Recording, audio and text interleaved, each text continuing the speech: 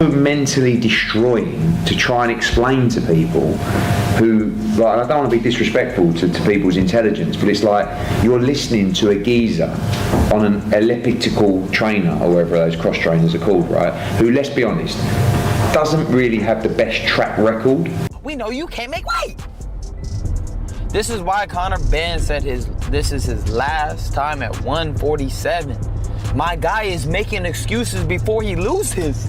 Who says that, bro? This is my last fight at 147. My guy, you gonna go backwards just to get that whooped? Oh my gosh, bro. It's fine, bro. We gonna let him. He's just gonna run into it. That dude. It's sad. Conor's gonna get his beat, bro. I just think he's making excuses for it, and I don't think we're gonna see. We're not gonna see nothing special with Conor Benn at 147. I think Garcia flattens them. Well, they are professionals, and it is part of the process that you go through to prepare yourself for a fight. Yeah. So they know what they can and can't do. They won't be exposing themselves to undue risk. They'll be exposing themselves to the necessary preparation for a fight. There were lots of connotations, Jim, of what we could have done, but the bottom line of all of it was, it's a mess, because when you're looking at that type of show, which is all based upon 7 title fights taking place, headed up by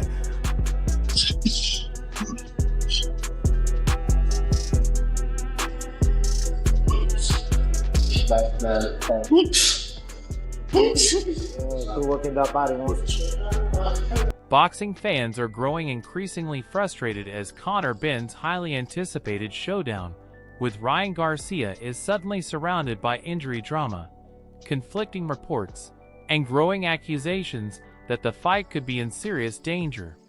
With Benn reportedly suffering a fresh training injury, questions are now being raised about whether the blockbuster clash can still go ahead as planned. Eddie Hearn has appeared visibly frustrated while discussing this. It's a mental game, and I can't believe these people are actually going to these lengths. It's unbelievably flattering that people in their position, with their power, want to do things like that. But it's a dirty, dirty game, and I'm just shocked at the way situation, especially as he continues facing questions from fans who are demanding answers. The promoter has made it clear that defending a difficult situation like this is exhausting, particularly when speculation spreads faster than official information. His frustration has only added. His heart is. It's gonna be cool. He gonna be trying to rough me up, do dumb shit like he does, and we're gonna go to work so easy on him. And you guys are gonna see my speed, my power, my accuracy, my conditioning. We're gonna be ready for whatever he does. We're gonna take away everything. He's just not as experienced as me. It's true. Fuel to the debate surrounding Benn's condition and the uncertainty hanging over the fight. Ryan Garcia, meanwhile, has shown no signs of backing away from the controversy. Garcia has continued questioning Benn's preparation and appears convinced that something isn't right behind the scenes. I know Conor Benn is in Santa Monica having the time of his life. Wildcard West. We know where you at, boy. We know you ain't doing good. We know your sparring ain't what it is. We know you can't make weight. This is why Conor Benn said this is his last time at 147. My guy is making excuses before he loses. That's crazy to say. That is crazy to say, bro. His comments have added another layer of psychological pressure to an already tense situation. Garcia's message is simple. If Benn is fully confident and ready, why are there so many questions surrounding his condition? The American star has used the uncertainty to keep the spotlight firmly on his opponent, turning the injury story into part of the losing that, it was hard to replace. And, you know, you're never going to please everybody. So we thought the best thing to do under the circumstances was to reschedule it, and people, what they bought, if they want to go, they can retain their tickets. If they want a refund. Psychological battle before the opening bell. Reports and speculation surrounding Benn's camp have only made matters more complicated. Claims about what is happening behind closed doors in Santa Monica have circulated online, but much of it remains unverified. That distinction is important. Well, I hear I wasn't here in training last night, so that's strange. He's ill. he can't fight if he's ill. Okay, health has to come first. So you feel because fans are currently trying to separate confirmed information from rumors spreading across social media. With Benn's team yet to provide complete clarity, every new report is being analyzed and debated. Supporters want answers, critics want proof, and everyone is waiting for medical information. The problem, once the headline falls away, then it does. I mean, they're great fights. Magnificent Seven is a great concept, great title fights on there. However, all the media were concerned, the most, other than local media from where, for example, where Nathan or any of the other boxers come from, where they're focusing on the local hero. Most of the mainstream, including yourselves, any discussions we had, that could finally determine whether the fight remains realistic. Frank Warren has acknowledged the seriousness of the situation, with the possibility of rescheduling becoming a major talking point. If Benn cannot recover in time, promoters could be forced to consider moving the fight to another date, creating a major... He's on his path, and he's looking good. You think your paths could ever collide?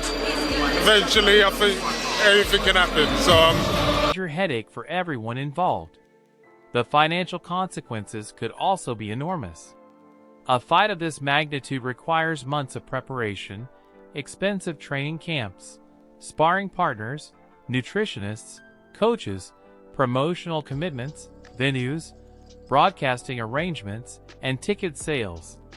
In that, it was hard to replace, and you're never going to please everybody, so we thought the best thing to do under the circumstances was to reschedule it, and people, what they've bought, if they want to go, they can retain their tickets. If they want to refund, the event is postponed, millions of dollars could potentially be affected.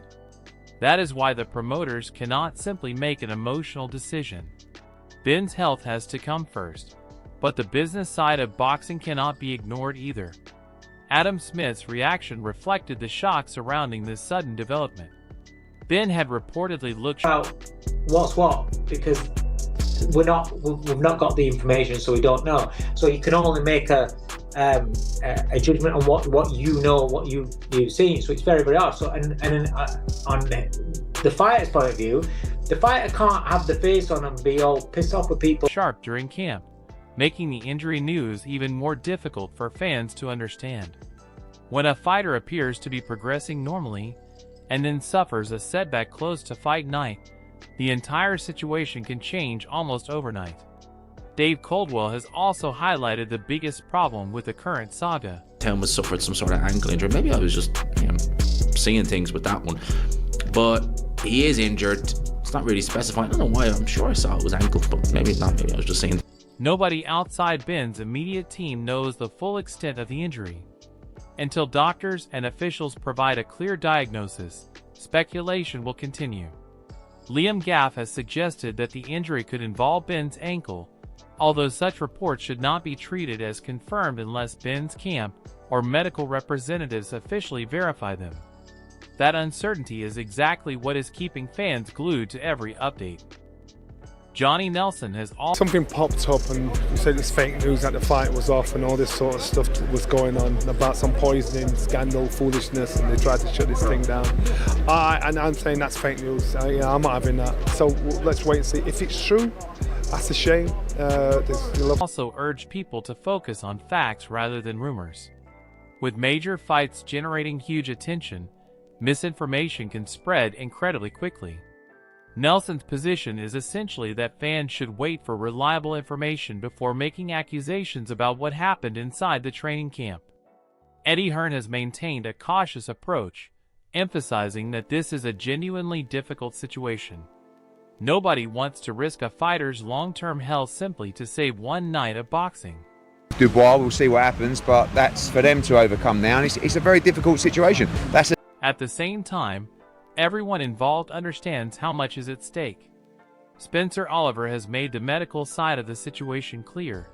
Fitness and medical clearance, not fan pressure or promotional demands, should determine whether Benn enters the ring against Garcia.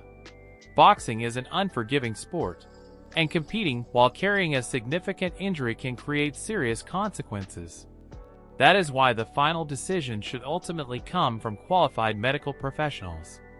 No promoter, fighter, commentator, or fan can act Okay, but he will have seen the doctor, and the doctor will make that decision on whether he should fight or whether he shouldn't fight. I mean, listen, this is the hurt business. You can only go in there 100%. accurately determine Benn's condition without the proper medical assessment. Frank Warren has also pointed toward the financial reality facing everyone involved. Training camps cost huge amounts of money, and those expenses continue regardless of whether a fighter eventually makes it to fight night. A last-minute injury can therefore create a devastating financial blow for fighters, teams, promoters, broadcasters, and fans. Johnny Nelson's calls for greater transparency. He's a big fight. He's trained very hard. If you don't fight, you don't get paid. And you imagine the cost involved in a training camp, you know, booking places to set the camp up, bringing the sparring partners in, the nutritionists, the chefs, trainers and everybody, and you don't get paid. It's a massive loss. You can't insure it, or if you do, it costs a fortune to insure. But very, very disappointing. Reflect the wider frustration within boxing. When a major fight suddenly becomes uncertain, fans naturally want immediate answers. But sometimes, the reality is that even those closest to the situation are still waiting for medical information themselves. And that leaves the biggest question of all: will Conor Benn actually face Ryan Garcia? Right now, nobody can say with absolute certainty. The fight could potentially be rescheduled if Benn needs additional recovery time. It could continue if doctors determine that he is fit to compete. Or, in the worst-case scenario for fans, the entire event could be forced into a completely different direction. What makes this story? Unfortunately, there is going to be there needs to be an inquiry straight after this. Why? What? But that's what I'm hearing. This news is as fresh to me as it is you. I'm quite sure when this goes out, it'll be all over the place. Story so compelling is that the rivalry already carries enormous attention. Ryan Garcia has continued applying pressure, while Benn's camp now faces the difficult task of proving exactly where things stand. Until official confirmation arrives, fans should be careful about treating rumors as facts. The only thing that truly matters is Benn's health and whether medical professionals believe he can safely compete. For now, the boxing world is waiting. Will Conor Benn recover in time? Will Ryan Garcia still get the fight he has been preparing for? Could the blockbuster showdown be postponed once again? The answers could arrive at any moment, and they could completely change the future of this highly anticipated matchup. Make sure you stay tuned for the latest official updates, because the moment Benn's condition and the fate of the Ryan Garcia showdown are confirmed, the boxing world will be watching. And now we want to hear from you. Do you think Conor Benn versus Ryan Garcia will still happen? Or is this fight in serious danger of falling apart?